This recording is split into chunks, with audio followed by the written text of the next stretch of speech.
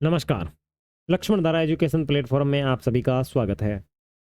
प्यारे साथियों, NCERT MCQ history online test series के अंदर अपन कक्षा 6 की इतिहास विषय यानी इतिहास भाग 1 के अंदर टोटल 11 वीडियो के बारे में बातचीत कर चुके। आज अपना 12वां वीडियो है जो कि आपके 10वें अध्याय से संबंधित है और आपके इतिहास में टोटल 11 अध्याय है। तो इससे पहले 9 अध्यायों के एमसीक्यू प्रश्न है वो आपके लक्ष्मण धारा एजुकेशन यूट्यूब चैनल के प्लेलिस्ट के अंदर डाले हुए, तो वहाँ जाकर के आप देख सकते हैं, पढ़ सकते हैं। तो आज अपन 10वें अध्याय की शुरुआत करेंगे। तो चलो जो 10वां अध्याय है उसका नाम है आपका, थोड़ा जल्दी ले देते हैं,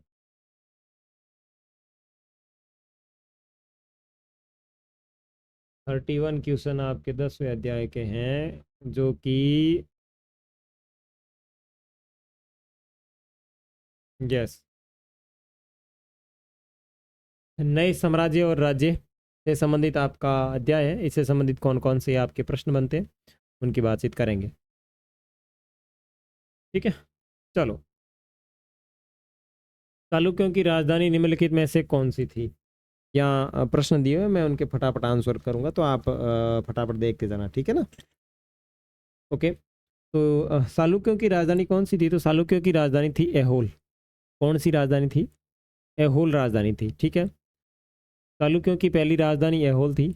ध्यान रखना, चालुक्यों की पहली राजधानी एहोल थी जो एक प्रमुख व्यापारिक केंद्र थी। धीरे धीरे ये एक धार्मिक केंद्र बन गई और कई मंदिर थे। चालुक्य का राज्य कृष्णा और तुंगभद्रा नदियों के बीच में था। ध्यान रखना, चालुक्य जो राज्य था वो कृष्णा और तुंगभद्रा नदियों के बीच में स्थित था। यह क्षेत्र रायसूर दोआब कहलाता है। पुलकेशिन प्रथम के द्वारा चालुक्यों की राजधानी बादामी स्थानांतरित की गई और बादामी को वातापी के रूप में भी जाना जाता है। तो किसने इसको स्थानांतरित किया? तो पुलकेशिन प्रथम जो था उसने इसको स्थानांतरित किया।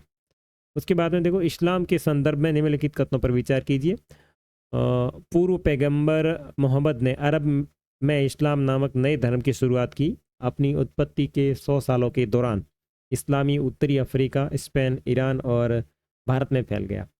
अब नाविक जो इस उपमहाद्वीप की तटीय बस्ती से पहले ही परिचित थे, अब उन्हें अपने साथ नए धर्म भी लेके जाना पड़ता था या लेके गए थे।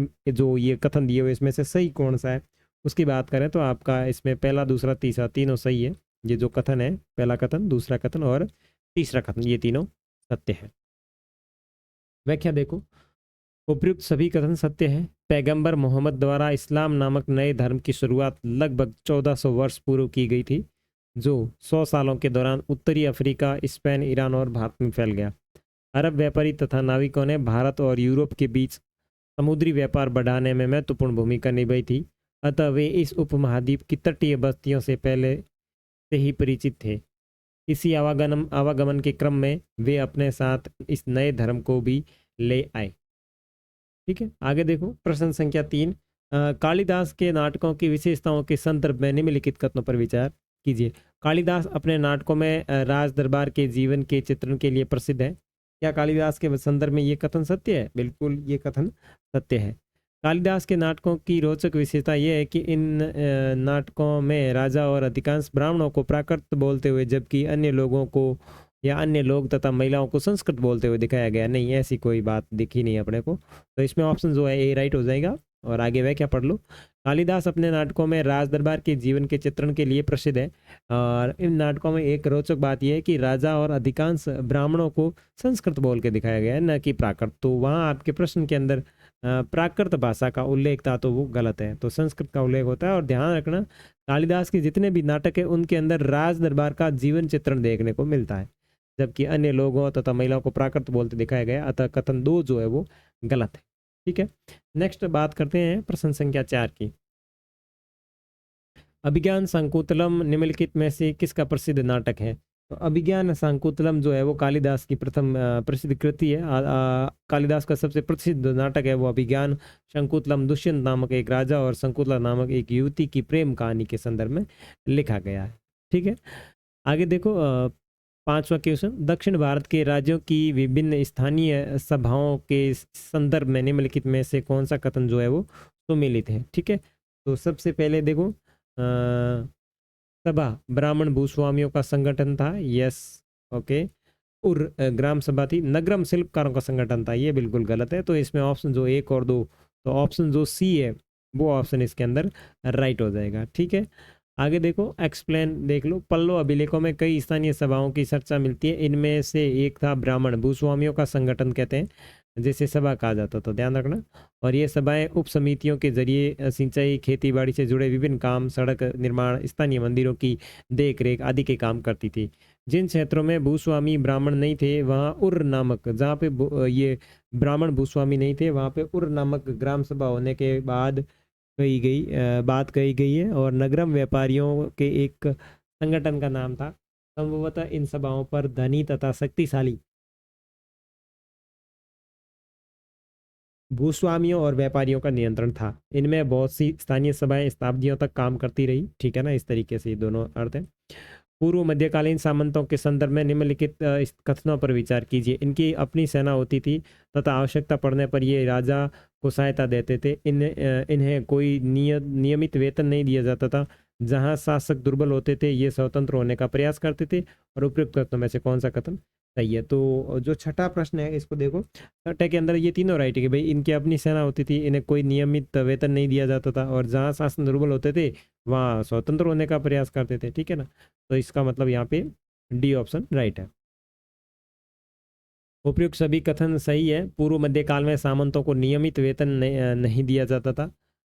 बदले में इनमें से कुछ कुछ भूमिदान दिया जाता था, और दी गई भूमि से ये कर वसूलते थे, जिससे वे सेना तथा घोड़ों की देखभाल करते थे। साथ ही वे इससे युद्ध के हथियार जुटाते थे। सूची 1 को सूची 2 से सम्मिलित कीजिए। देखो सूची 1 को सूची 2 से सम्मिलित करना है, तो इसके अंदर देखो नगर श्रेष्ठी जो होता था वो होता था मुख्य बैंक। उसके बाद में सार्थवा होता था, वो होता था व्यापारी का काफिला। उसके बाद में ये जो प्रथम कुलिक ये मुख्य शिल्पकार होता था, और कार्यस्थ जो होता था वो होता था लिपक के प्रधान। इस तरीके से ध्यान रखना। सार्थक व्यापारियों का काफिले का नेता होता था, प्रथम कुलिक शिल्पकार तथा कायस्थ जो होता था वो लिपिक प्रधान जैसे लोग होते थे। और इन सभी का दक्षिण भारत में पूर्व मध्यकाल में स्थानीय प्रशासन में बहुत ही बोलबाला था। ठीक है ना, तो ये नगर श्रेष्ठी वगैरह ये आप देख सकते हैं। आगे देखो, दक्षिण भारत में पूर्व मध्यकालीन प्रशासन के संदर्भ में निम्नलिखित में से कौन सा कथन जो है वो बिल्कुल सत्य बैठता है? तो देखो कौन सा कथन सत्य बैठता है। प्रश्न संख्या 8 है। और कुछ महत्वपूर्ण प्रशासकीय पद अनुवांशिक होते थे, यस। और प्रशासन की प्राथमिक इकाई नगर थे, नहीं। कभी कभी एक ही व्यक्ति कई पदों पर कार्य करता था, बिल्कुल सही बात है। तो सी ऑप्शन राइट हो जाएगा इसके अंदर। 8वें में सी ऑप्शन राइट है, यानी केवल 1 और 3 ऑप्शन राइट है। एक्सप्लेन देखो वह क्या, देखो दक्षिण भारत में पूर्व मध्यकालीन प्रशासन में कुछ महत्वपूर्ण पद अनुवांशिक होते थे। ठीक है ना, कुछ महत्वपूर्ण पद जो है वो अनुवांशिक हुआ करते थे। ठीक है ना, जैसे कभी कभी एक व्यक्ति कई पदों पर कार्य करता था, जैसे ईराशरण ने अपने पिता की तरह महादंड नायक बने। साथ ही उसे कुमारा मात्य भी बनाया गया। तो इस तरीके से ये बहुत सारी चीज़ें उन्होंने की थी। ठीक है, आगे देखो, प्रशासन की प्राथमिक इकाई गांव होते थे, ना कि नगर होते थे। ठीक है, और कभी कभी एक ही व्यक्ति कई महत्वपूर्ण पदों पर कार्य करता था, जैसे हरिशैन महादंड नायक और कुमार मात्य होने के साथ साथ संधि विग्रहिक भी थे। आगे देखो 9वां प्रश्न, पल्लव और चालुक्य एक दूसरे की सीमाओं का अतिक्रमण करते थे। पल्लवों और चालुक्यों को क्रमशः शोलों तथा राष्ट्रकूटों ने अंतिम रूप से समाप्त कर दिया। उपयुक्त कथनों में से सही कथन का यूज कीजिए। ठीक है ना, तो 9वां प्रश्न है, इसका जो ऑप्शन आपका राइट होगा, ये दोनों ऑप्शन राइट होंगे। ठीक है ना, ये दोनों कथन इसके अंदर सत्य है। तो एक और दोनों दोनों सत्य, दोनों कथन सत्य है। पल्लवों को सोल वंश ने परास्त करके उनका साम्राज्य सोल में मिला दिया था, और चालुक्य बादामी को अंततः राष्ट्रकूटों ने परास्त कर दिया था। आगे देखो प्रश्न संख्या 10, रवि कीर्ति निम्नलिखित में से किसके दरबारी कवि थे? ठीक है, रवि कीर्ति पुलकेशिन द्वितीय के दरबारी थे। किसके दरबारी थे? पुलकेशिन द्वितीय के दरबारी थे। 10वें में डी ऑप्शन राइट होगा, जो कि आपकी व्याख्या में भी दिया हुआ है कि पुलकेशिन द्वितीय के दरबारी थे। और पुलकेशिन द्वितीय सबसे प्रसिद्ध सालुक्य राजा था, और ये जो पुलकेशिन द्वितीय था वो सबसे प्रसिद्ध चालुक्य राजा था, और उसके बारे में रवि कीर्ति द्वारा रचित प्रशस्ति से पता चलता है। इसमें 4 पीढ़ियों के बारे में बताया गया। ठीक है, हरिशयन निम्नलिखित में से किसका दरबारी कवि था? देखो, हरिशयन निम्नलिखित में से यानी जो चंद्रगुप्त का दरबारी कवि था, कौन सा? चंद्रगुप्त का प्रथम या चंद्रगुप्त द्वितीय? तो ध्यान रखना, चंद्रगुप्त का था, ना कि प्रथम ना कि द्वितीय। ठीक है, कांचीपुरम निम्नलिखित में से किसकी राजधानी थी? तो ध्यान रखें, कांचीपुरम जो राजधानी थी वो आपकी थी पल्लव की। ठीक है ना, पल्लवों की राजधानी कांचीपुरम थी। पल्लवों का राज्य कांचीपुरम के आसपास के क्षेत्रों से लेकर कावेरी नदी के डेल्टाई क्षेत्र तक फैला हुआ था। नर्मदा नदी पर सम्राट हर्ष के दक्षिण की ओर बढ़ने का कोशिश किसने रोका? तो कौन सा व्यक्ति था जिसने इस कोशिश को रोका था? तो वो था पुलकेशिन द्वितीय ने। मगध और बंगाल को जीतकर हर्ष को पूर्व में जितनी सफलता मिली थी उतनी अन्य जगहों पर नहीं मिली। जब उसने नर्मदा नदी को पार कर दक्कन की और बढ़ने का प्रयास किया, तब चालुक्य नरेश पुलकेशिन द्वितीय ने उसे रोक दिया। निम्नलिखित में से कौन हर्ष के काल में भारत आया? अब बताओ कौन सा है वो कवि है जो, सॉरी, चीनी यात्री है, वो अपने भारत आया था? तो 14 में आपका ऑप्शन राइट हो जाएगा। कौन, नाम क्या है? चीनी यात्री हेनसांग श्वेनतात हर्ष के काल में भारत आया था। वह काफी समय तक लिया उसने कुछ देर का विस्तृत वर्णन किया। ठीक है ना, तो हर्ष के काल के अंदर कौन आया था? प्रश्न संख्या 14। देखो, चीनी यात्री हेवन सॉन्ग हर्ष के काल में भारत आया था। ओके, वह काफी समय के लिए हर्ष के दरबार में भी रहा। उसने जो कुछ देखा उसका विस्तृत वर्णन दिया। तो कौन आया था? हेवन सॉन्ग आया था। ठीक है ना, उसके बाद में निम्नलिखित में से किसके दरबारी कवि थे? निम्नलिखित में से किसके दरबारी कवि थे? ओके, 15 में सी विष्णुगुप्त। व्याख्या देखते हैं क्या है। बाणभट्ट हर्षवर्धन के दरबारी कवि थे। इन्होंने हर्षवर्धन की जीवनी हर्षचरित लिखी, जिससे हर्ष के शासनकाल और वंशावली का पता चलता है। और हर्ष ने लगभग 1400 वर्ष पूर्व शासन किया था। ठीक है, कालिदास निम्नलिखित में से किसके दरबारी कवि थे? कालिदास जो थे वो किसके दरबारी कवि थे? तो कालिदास है वो किसके दरबारी कवि थे? Wait wait wait wait wait wait wait wait wait wait wait wait wait wait wait wait wait wait wait 14 में बी राइट है। 15वां में विष्णुगुप्त के दरबारी कवि नहीं थे, ये भाई साहब हर्षवर्धन के दरबारी कवि थे। यहाँ पे मैंने थोड़ा गलत पढ़ लिया। ये जो दरबारी कवि थे वो किसके थे? हर्षवर्धन के दरबारी कवि थे। उसके बाद में 16 प्रश्न क्या है? कालिदास निम्नलिखित में से किसके दरबार में थे? तो कालिदास जो थे वो चंद्रगुप्त द्वितीय के दरबार में थे। चंद्रगुप्त द्वितीय का दरबार विद्वानों से भरा रहता था, और कवि कालिदास और खगोल शास्त्री आर्यभट्ट इसी के दरबार में कार्य करते थे। उसके बाद में शक विजेता निम्नलिखित में से किसे कहा गया? 17 शक विजेता किसे कहा गया? तो चंद्रगुप्त द्वितीय को शक विजेता कहा गया। चंद्रगुप्त द्वितीय को शक विजेता कहा जाता है। उसने पश्चिमी भारत में सैन्य अभियान करके अंतिम शासक रुद्र सिंह तृतीय को परास्त किया था। निम्नलिखित में से किसने महाराजा धीराज की उपाधि धारण की थी? तो जो निम्नलिखित कथन दिए उसमें से किसने महाराजा धीराज की उपाधि धारण की थी? तो इसके अंदर जो महाराजा धीराज की उपाधि धारण की थी वो चंद्रगुप्त प्रथम और समुद्रगुप्त ने इन्होंने प्रथम की थी। देखो, एक तो है चंद्रगुप्त प्रथम और एक है समुद्रगुप्त, इन दोनों ने मिलकर के ये उपाधि धारण की थी। तो इसके अंदर आपका जो ऑप्शन है वो बी ऑप्शन राइट हो जाएगा। ध्यान रखें, चंद्रगुप्त समुद्रगुप्त और उसके पिता चंद्रगुप्त प्रथम ने ही महाराजा धीराज की उपाधि धारण की। समुद्रगुप्त के दादा और परदादा का उल्लेख महाराजा के रूप में ही मिलता है। समुद्रगुप्त की माँ कुमार देवी जो लिच्छवी गण से संबंधित थी। ठीक है, आगे देखो 19। हरिशयन द्वारा वर्णित विभिन्न प्रकार के राजाओं और उनके प्रति समुद्रगुप्त की नीतियों के संदर्भ में निम्नलिखित में से कौन सा कथन जो है वो सही नहीं है? समुद्रगुप्त ने आर्यावर्त के सभी 9 शासकों को हराकर उनके राज्यों को अपने साम्राज्य में मिला लिया। Yes, this is right. उसने दक्षिण पथ के सभी 12 शासकों को हराकर उन्हें राज्यों को अपने साम्राज्य, नहीं, ये गलत कथन है। तो ये आपका जो ऑप्शन है इसके अंदर राइट हो जाएगा। ठीक है ना, तो इसके अंदर भी गलत है, क्योंकि दक्षिण पथ के 12 राजाओं ने हारने के बाद चंद्रगुप्त के सामने समर्पण किया था। ठीक है ना, और समुद्रगुप्त ने उन्हें फिर से शासन करने की अनुमति दे दी थी। ये ध्यान रखना, भाई समर्पण करियो लेकिन यूँ नहीं कि अब बन हाथ बेड़ा मिक्स कर दिया। मिक्स कौन कर बने पासो अपना साम्राज्य है वो दे दियो भाई, बन समर्थन कर दियो साम्राज्य संधि कर लेंगे भाई साहब, ये तो हार गया हे यो मान राजा, तो बन का ही करियो समुद्रगुप्त उनको वापस शासन करने की अनुमति दे दी थी। ठीक है,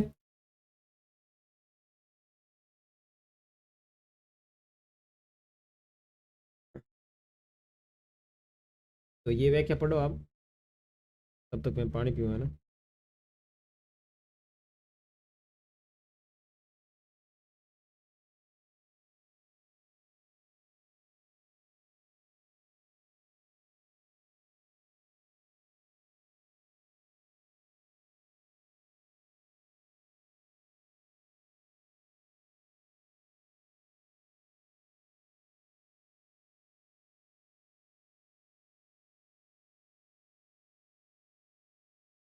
हाँ जी, आगे देखो। इलाहाबाद का अशोक स्तंभ अभिलेख निम्नलिखित में से किसके काल के बारे में सूचना प्रदान करता है? कौन सा अभिलेख? इलाहाबाद का अभिलेख किसके बारे में सूचना प्रदान करता है? समुद्रगुप्त के बारे में सूचना प्रदान कर रहा है। इलाहाबाद का अशोक स्तंभ अभिलेख समुद्रगुप्त के शासन के बारे में जानकारी देता है और इस पर समुद्रगुप्त के बारे में दरबारी कवि हरिशरण ने संस्कृत भाषा में प्रशंसनात्मक वर्णन प्रस्तुत किया है। इसे लगभग 1700 वर्ष पूर्व लिखा गया था और इसे ही प्रयाग प्रशस्ति या समुद्रगुप्त की प्रशस्ति कहा जाता है, ध्यान रखना।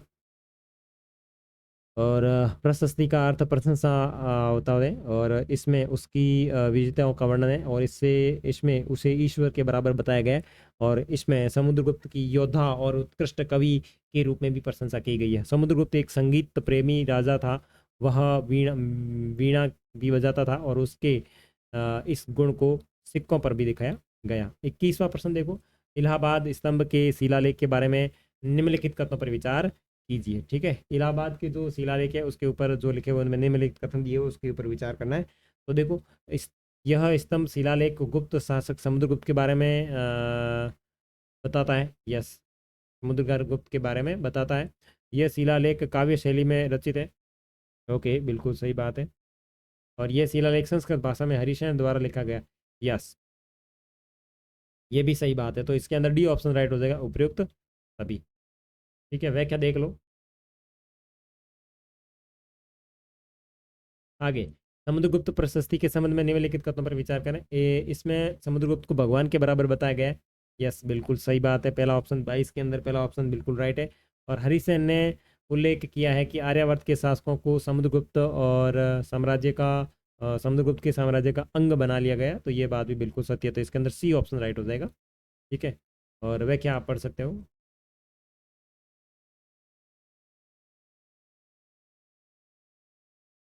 ओके, 33वां प्रश्न है महाराजा धीराज, 33वां है या 23वां है? 23वां प्रश्न है महाराजा धीराज की उपाधि धारण करने वाला पहला गुप्त शासक कौन है? तो महाराजा धीराज की उपाधि धारण करने वाला पहला जो गुप्त शासक है वो चंद्रगुप्त है। ठीक है ना, इसमें चंद्रगुप्त के परदादा पिता माता उल्लेख सब किए जाते हैं। उसके बाद में 24वां देखो। 24वां हर्षवर्धन के बारे में निम्नलिखित कथनों पर विचार कीजिए। उनका दरबारी कवि बाणभट्ट था। यस, बिल्कुल सही है। बाणभट्ट ने बुद्ध चरित्र को प्राकृत भाषा में लिखा। नहीं, ये बात गलत है। हर्षवर्धन है और इसने जो बाणभट्ट की जरिए जो हर्षचरित है वो प्राकृत भाषा में नहीं लिखी, उसने संस्कृत भाषा के अंदर लिखी है। ठीक है ना, संस्कृत भाषा में लिखी थी। ठीक है, उसके बाद में 25 देखो। हर्ष प्राचीन भारत का एक महत्वपूर्ण शासक था, यानी हर्ष है वो प्राचीन भारत का एक महत्वपूर्ण शासक था। उसी लेकर निम्नलिखित कथनों पर विचार कीजिए। तो 25 वह कन्नौज का शासक था। नहीं, वह चालुक्य शासक पुलकेशिन द्वितीय को पराजित हुआ, द्वितीय द्वारा पराजित हुआ। नीचे दिए गए कोड में से सही देखो, इसके अंदर डी राइट है लेकिन केवल और केवल बी राइट हो जाएगा, या दूसरा ऑप्शन राइट है। ठीक है ना, व्याख्या आप पढ़ सकते हो। हर्ष अपने पिता का सबसे बड़ा पुत्र नहीं था, लेकिन उसके पिता और बड़े भाई दोनों मृत्यु के बाद वह थानेसर का राजा बना था।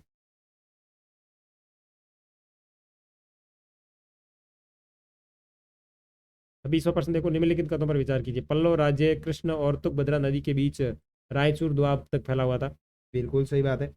और चालुक्य साम्राज्य कावेरी डेल्टा के आसपास, हाँ, गलत गलत गलत गलत गलत गलत, ये तुंगभद्रा नदी, ये गलत है। पहला ऑप्शन भी गलत, दूसरा ऑप्शन भी गलत। तो इसके अंदर जो ऑप्शन है वो डी राइट हो जाएगा। 26 के अंदर डी राइट हो जाएगा। देखो, पल्लव सालुक्य की अवधि के दौरान भारत के दक्षिण भारत में सबसे महत्वपूर्ण शासक राजवंश था, और पल्लवों का राज्य उनकी राजधानी कांचीपुरम के आसपास क्षेत्र कावेरी डेल्टा तक फैला हुआ था। कावेरी डेल्टा था, ठीक है ना, ना कि तुंगभद्रा और कृष्णा, ठीक है ना। और जबकि सालुक्य राज्य रायचूर दोआब में कृष्णा और तुंगभद्रा नदियों के बीच में केंद्रित, ठीक है। उसके बाद में 27वां देखो, एहोल महत्वपूर्ण व्यापारी केंद्र था। एहोल पल्लवों की राजधानी है, ठीक है। और एहोल जो है वो शिलालेख रवि कीर्ति द्वारा रचा गया था। बिल्कुल दूसरा ऑप्शन राइट है, लेकिन पहला ऑप्शन गलत है, ठीक है ना। चालुक्यों की राजधानी एहोल थी, पल्लवों की राजधानी एहोल नहीं थी। तो जो आप व्याख्या देखिए इसको आराम से समझ सकते हो। ओके। 28, गुप्त काल के दौरान प्रशासनिक विकास के संबंध में निम्नलिखित तथ्यों पर विचार कीजिए। तो कुछ प्रशासनिक पद वंशानुगत थे, यस। और कभी कभी एक व्यक्ति अनेक पदों पर काम करता था, यस। तो इसके अंदर सी राइट हो जाएगा। प्राचीन भारत में सातवाह का अर्थ क्या होता था? प्राचीन भारत के अंदर इस शब्द का अर्थ क्या होता था? इस शब्द का अर्थ होता था व्यापारिक समूह का नेता। इसके अतिरिक्त अन्य महत्वपूर्ण लोगों में गिना जाता था। संभवतः स्थानीय प्रशासन में उनकी प्रतिष्ठा थी, और इसमें नगर श्रेष्ठ या मुख्य बैंकर जो व्यक्ति होता था वो हुआ करता था, ठीक है। 30वां प्रश्न देखो, गुप्त काल के दौरान शुरू हुई सामंत प्रणाली के बारे में निम्नलिखित कथनों पर विचार कीजिए। तो गुप्त काल के अंदर जो सामंत प्रणाली थी उसकी क्या विशेषता थी? सामंत सैन्य होता था, यस। उन्हें वेतन के बदले भूमि अनुदान प्रदान किया जाता था, यस। दोनों ऑप्शन राइट है। और ये व्याख्या पढ़ सकते हो, इतनी मोटी सी। और लास्ट प्रश्न, पल्लवों के शिलालेख में स्थानीय जनसभाओं का विस्तृत विवरण दिया गया। निम्नलिखित कथनों पर विचार कीजिए। ये सभा गैर ब्राह्मण भूमि मालिकों की सभा थी, या उर ब्राह्मणों की भूमि मालिकों की सभा थी? तो इसके अंदर आपका जो ऑप्शन है वो डी राइट हो जाएगा, क्योंकि ये दोनों कथन गलत है। और पल्लवों के शिलालेख में कई स्थानीय सभाओं का उल्लेख है। इनमें सभा शामिल थी जो ब्राह्मण भूमि मालिकों की एक सभा हुआ करती थी, ठीक है। और ये सभा समितियों के माध्यम से कार्य किया करती थी, जो सिंचाई, कृषि कार्य, सड़क निर्माण, स्थानीय मंदिर आदि की देखभाल करती थी। उर एक ग्राम सभा थी जो उन क्षेत्रों में पाई जाती थी जहां भूमि मालिक ब्राह्मण नहीं थे। और नगरम व्यापारियों का एक संगठन था। इस बात की संभावना उन सभाओं को संपन्न तथा शक्तिशाली भूस्वामियों और व्यापारियों द्वारा नियंत्रित किया जाता था। इससे कई स्थानीय सभाएं सदियों तक कार्य करती थी। ये थे आपके 10वें अध्याय से संबंधित महत्वपूर्ण प्रश्न। अब आगे 11वां अध्याय है जिसकी बातचीत करेंगे अपन अगले वीडियो में। तब तक के लिए बाय बाय।